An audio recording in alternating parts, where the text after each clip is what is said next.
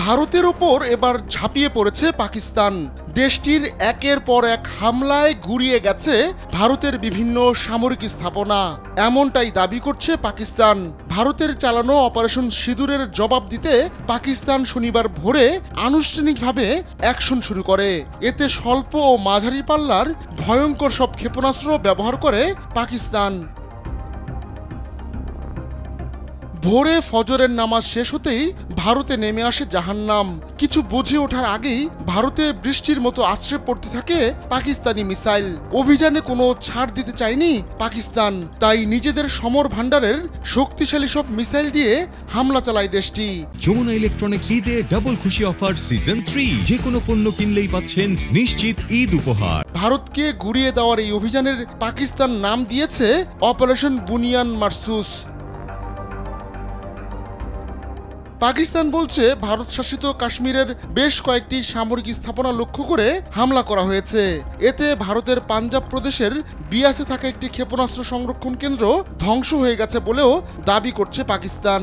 তবে এ বিষয়ে কোনো মন্তব্য করেনি ভারত। নিরাপত্তা সূত্রের বরাতে পাকিস্তানি গণমাধ্যম জানিয়েছে ভারতের বিভিন্ন কৌশলগত অবস্থান এ হামলার টার্গেট হয়েছে।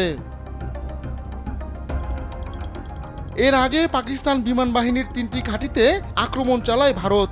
এগুলো হলো নূর খান, মুরিদ ও সুরকোট বিমান ঘাঁটি। এসব ঘাঁটিতে বিমান থেকে ভূমিতে নিক্ষেপযোগ্য ক্ষেপণাস্ত্র দিয়ে হামলা চালায় ভারত। তবে পাকিস্তান দাবি করেছে ভারত হামলা চালালেও কিছুই হয়নি তাদের বিমান ঘাঁটিগুলোর। এরপরই কড়া জবাব দেয় পাকিস্তান।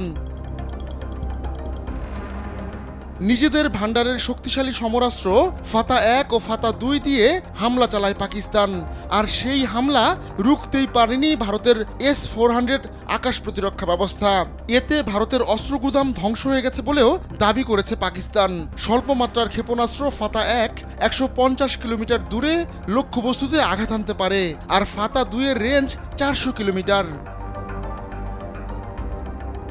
মাত্র 5 দিন আগেই ফাতা-1 ক্ষেপণাস্ত্রের পরীক্ষা চালিয়েছিল পাকিস্তান।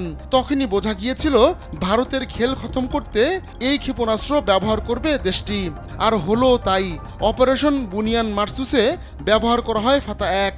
ফাতা-1 ও ফাতা-2 ক্ষেপণাস্ত্রের কামালেই ব্রহ্মাস্ত্র মিসাইলের গুদাম ধ্বংস হয়ে গেছে বলেও দাবি করছে পাকিস্তান। আহমদুল্লাহ শিকদার, কালবেলা।